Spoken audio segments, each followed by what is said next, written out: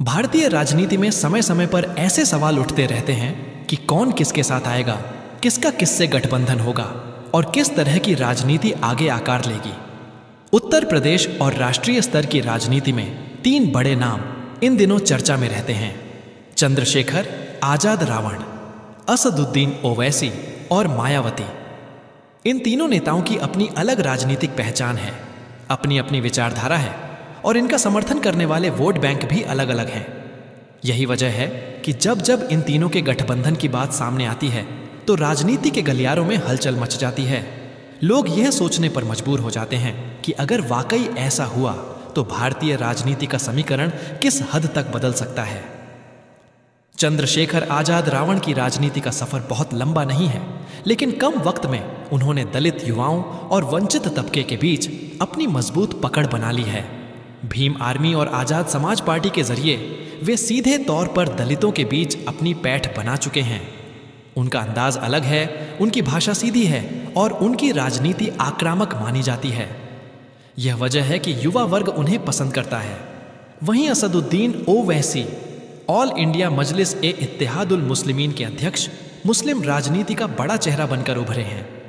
हैदराबाद से सांसद रहते हुए उन्होंने हमेशा अल्पसंख्यक अधिकारों की लड़ाई लड़ी है।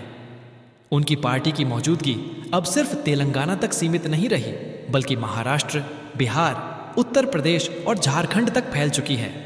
उनका भाषण देने का अंदाज, संविधान और कानून की गहरी जानकारी और बीजेपी के खिलाफ तीखे हमले उन्हें मुस्लिम समाज के बीच मजबूत नेता बनाते हैं।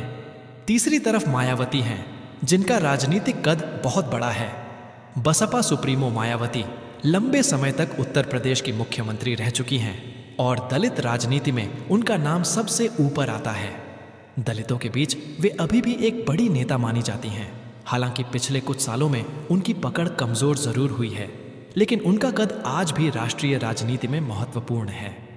अगर इन तीनों को एक साथ खड़ा कर दिया जाए तो तस्वीर बेहद दिलचस्प बनती है।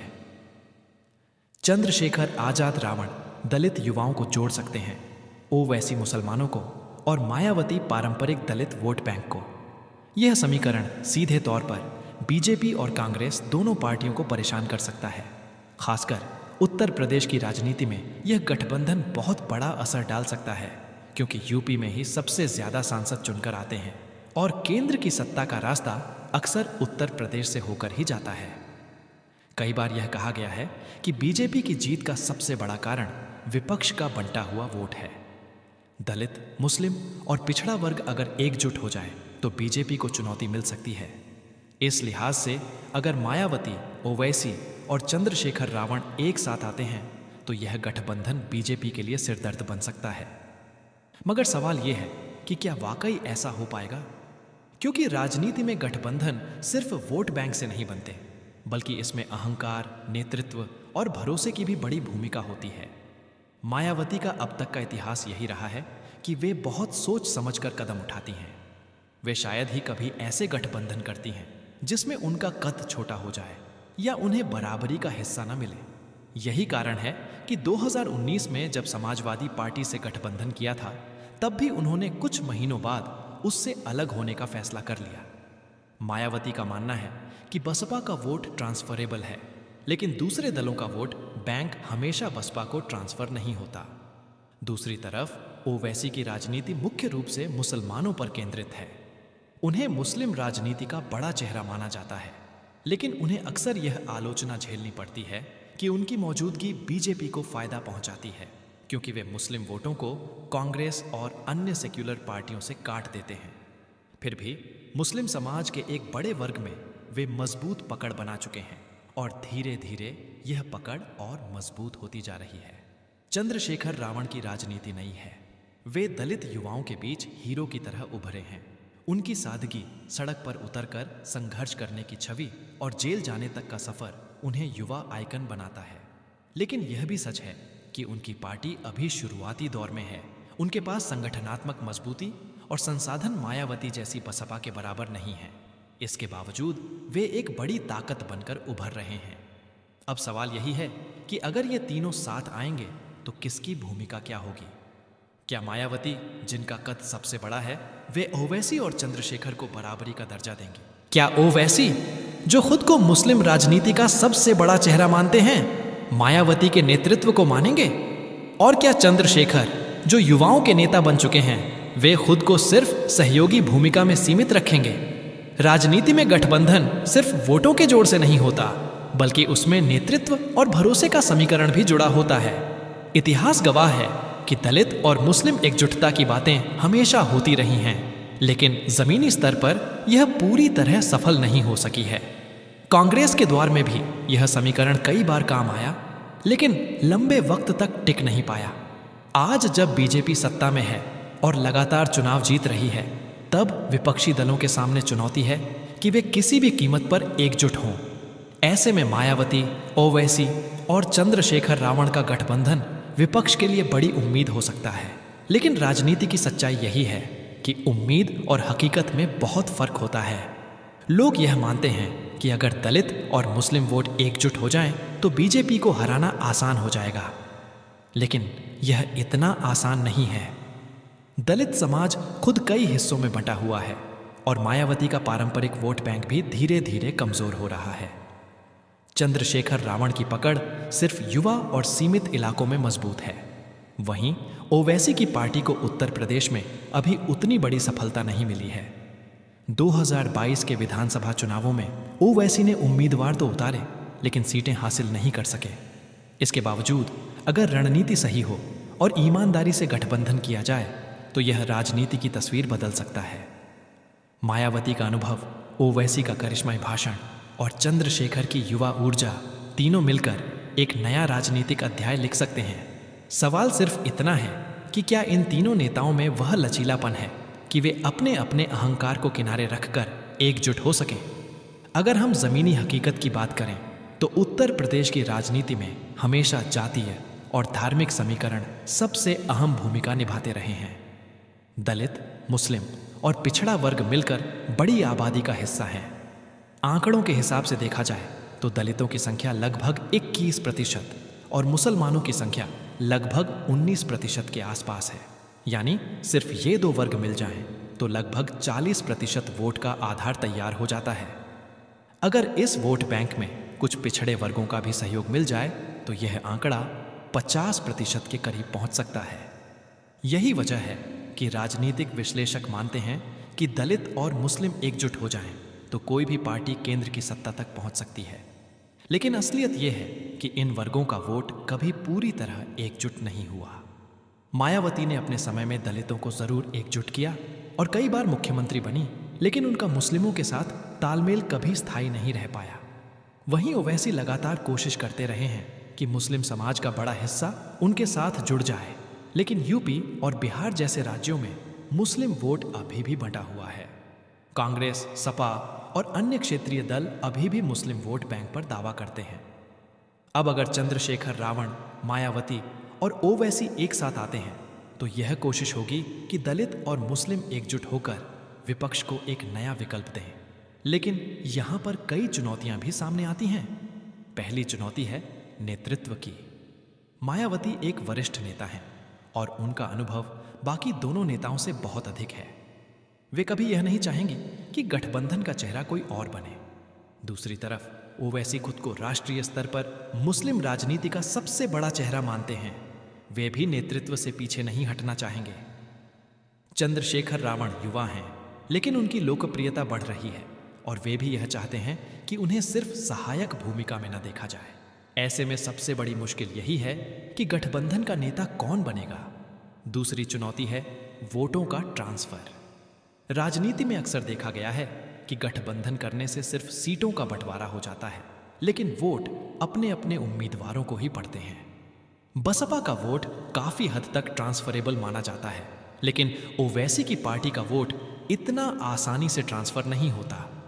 मुस्लिम मतदाता हर बार सामूहिक रूप से फैसला लेते हैं और वे यह देखकर तय करते हैं कि किस उम्मीदवार के जीतने की संभावना अधिक है। ऐसे में अगर गठबंधन के उम्मीदवार को मजबूत नहीं माना गया तो वोट खिसक सकते हैं। तीसरी चुनौती है बीजेपी और अन्य दलों की रणनीति। बीजेपी का संगठन बहुत मजबूत है और उनके पास चुनाव लड़ने की क्षमता किसी भी अन्य दल से कहीं अधिक है। वे लगातार यह नैरेटिव गढ़ते हैं कि ओवैसी जैसे नेता सिर्फ मुस्लिमों की राजनीति करते हैं और इससे हिंदू वोट एकजुट हो जाता है। अगर ओवैसी गठबंधन में आते हैं तो बीजेपी इसे भुनाने की पूरी कोशिश करेगी और हिंदू वोट को और मजबूत कर सकती है। यह भी हो सकता है कि बीजेपी यह प्रचार करे कि यह गठबंधन सिर्फ मुस्लिम और दलितों का है, जिससे बाकी वर्ग इस गठबंधन से दूरी बना लें। इन चुनौतियों के बावजूद अगर यह गठबंधन बनता है तो इसका असर बहुत गहरा होगा। सबसे पहले उत्तर प्रदेश में यह गठबंधन समाजवादी पार्टी और कांग्रेस को कमजोर करेगा। अभी तक मुसलमानों का बड़ा हिस्सा समाजवादी पार्टी के साथ माना जाता है, लेकिन अगर ओवैसी, मायावती और चंद्रशेखर साथ आते हैं तो मुसलमानों का बड़ा हिस्सा उनकी तरफ झुक सकता है। इसी तरह दलितों का वोट, जो अब तक बसपा और आंशिक रूप से बीजेपी की तरफ गया है, वह भी इस गठबंधन में टिक सकता है।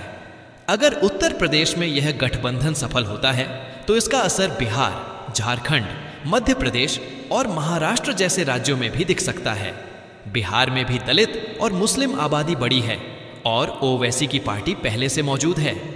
चंद्रशेखर रावण की छवि युवा और संघर्षशील नेता की है, इसलिए वे बिहार के दलित युवाओं के बीच भी लोकप्रिय हो सकते हैं।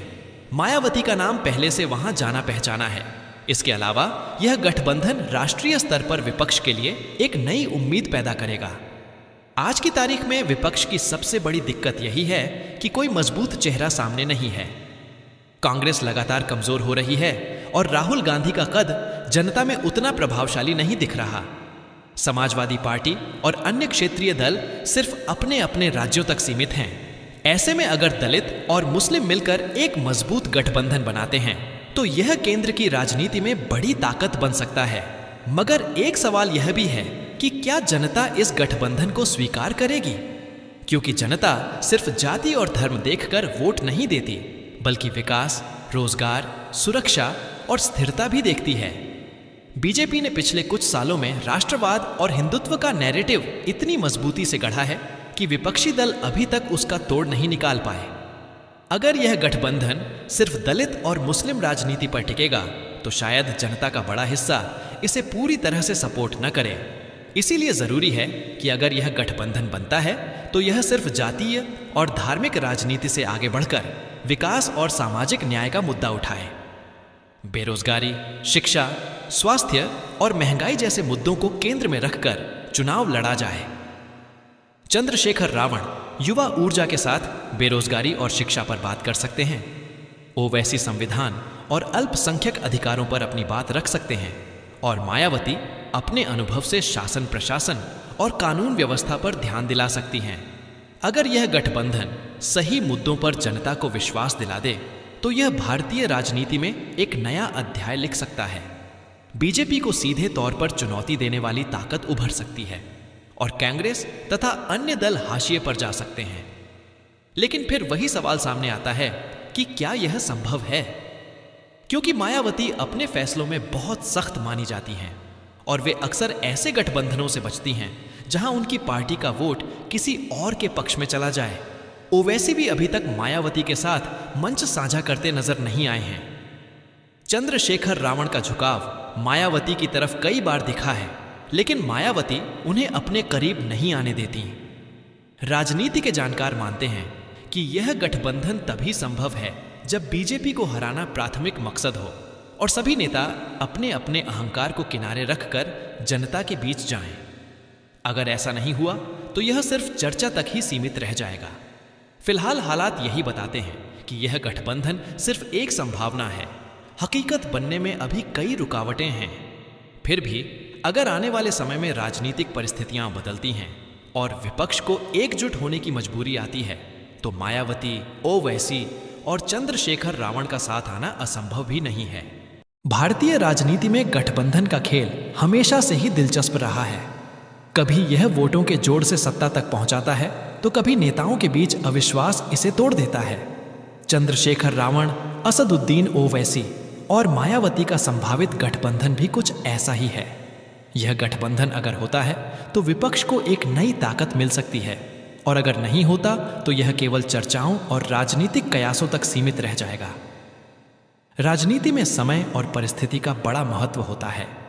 आज की परिस्थिति यह है कि बीजेपी लगातार चुनाव जीत रही है और विपक्ष के पास कोई बड़ा चेहरा नहीं है। कांग्रेस कमजोर है, समाजवादी पार्टी उत्तर प्रदेश से बाहर प्रभाव नहीं रखती और अन्य क्षेत्रीय दल बिखरे हुए हैं। ऐसे समय में दलित और मुस्लिम वर्ग का एकजुट होना राजनीति की दिशा बदल सकता है। यही वह संभावना है जो चंद्रशेखर, ओवैसी और मायावती को एक मंच पर ला सकती है। अगर यह तीनों नेता सचमुच एकजुट होते हैं तो सबसे बड़ा फायदा यह होगा कि दलित और मुस्लिम वोट बैंक बिखरेगा नहीं। उत्तर प्रदेश जैसे बड़े राज्य में यह समीकरण सीधे तौर पर बीजेपी को चुनौती देगा। बिहार, झारखंड और महाराष्ट्र जैसे राज्यों में भी इसका असर दिख सकता है। लेकिन इसके लिए जरूरी है कि यह गठबंधन सिर्फ जाति और धर्म की राजनीति तक सीमित न रहे, बल्कि देश की जनता को यह विश्वास दिलाए कि वे विकास, शिक्षा, रोजगार और सामाजिक न्याय की लड़ाई लड़ने आए हैं। फिलहाल यह कहना मुश्किल है कि यह गठबंधन हकीकत बनेगा या नहीं। मायावती की राजनीति हमेशा से स्वतंत्र रही है और वे शायद ही कभी ऐसे समझौते करती हैं जिसमें उनकी पार्टी का कद छोटा लगे। ओवैसी की छवि अभी भी सिर्फ मुस्लिम नेता की बनी हुई है और वे इस दायरे से बाहर नहीं निकल पाए हैं। चंद्रशेखर रावण नई ऊर्जा लेकर आए हैं, लेकिन उन्हें भी बहुत लंबा सफर तय करना है। इसके बावजूद यह कहना गलत नहीं होगा कि आने वाले समय में राजनीति की मजबूरियां नेताओं को एक साथ ला सकती हैं। अगर जनता का दबाव बढ़े और दलित मुस्लिम एकजुटता की मांग तेज हो तो मायावती, ओवैसी और चंद्रशेखर रावण के पास एक साथ आने के अलावा कोई विकल्प नहीं बचेगा। आखिरकार राजनीति संभावनाओं का खेल है। आज जो असंभव लगता है, कल वही हकीकत बन जाता है। अगर यह गठबंधन होता है तो भारतीय राजनीति में एक बड़ा बदलाव देखने को मिलेगा और विपक्ष को नई जान मिलेगी। लेकिन अगर यह नहीं होता तो यह भी मान लेना चाहिए कि दलित और मुस्लिम राजनीति अब भी अलग अलग राहों पर चलती रहेगी और बीजेपी जैसी मजबूत पार्टी को चुनौती देना और मुश्किल हो जाएगा। जनता की नज़र इन नेताओं पर टिकी है। सवाल यही है कि क्या वे अपने अपने अहंकार और सीमाओं को किनारे रखकर एक नई राजनीति की शुरुआत करेंगे, या फिर इतिहास की तरह यह मौका भी सिर्फ एक चर्चा बनकर रह जाएगा। आने वाला वक्त ही बताएगा कि चंद्रशेखर रावण, असदुद्दीन ओवैसी और मायावती साथ आएंगे या नहीं। लेकिन इतना तय है कि इस चर्चा ने भारतीय राजनीति में एक नई बहस को जन्म जरूर दिया है।